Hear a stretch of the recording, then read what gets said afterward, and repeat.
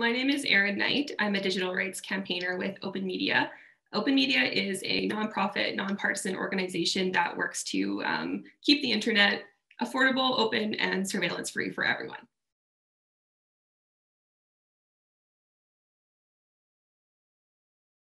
Internet access is one of the biggest issues facing Canada right now, particularly because of the pandemic.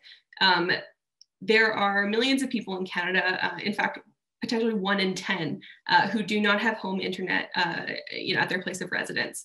And that's because of affordability reasons, because of accessibility reasons, but that's a huge number of people who don't have the internet at home and therefore can't study from home, they can't work from home, they can't access telehealth, they can't do the things that they need to do to sustain themselves during this very strange time that we live in. So for me, getting people the access that they need and getting it to them at an affordable price would be, I think, like the top priority.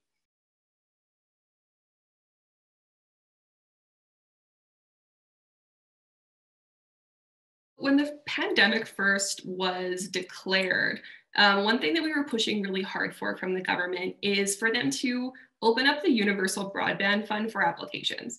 And the Universal Broadband Fund was a funding program set aside as part of Budget 2019. It was money set aside for community groups, internet service providers, telecom companies to apply to in order to build internet infrastructure in rural Canada. And it was administered by the Minister of Rural Economic Development in the federal government.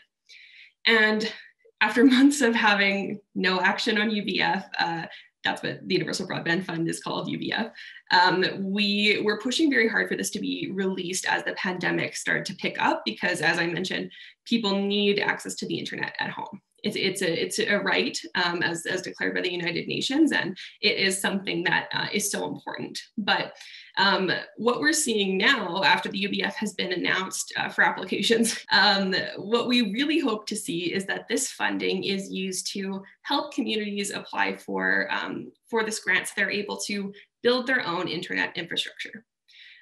Some of the big issues that come around the affordability of internet in rural communities comes down to economic competition. So meaning that there's only one provider in the area, one person to access the internet from, meaning you don't get to choose between what internet providers you want to buy services from. And so that means they can essentially charge you really high prices and you don't have any other option.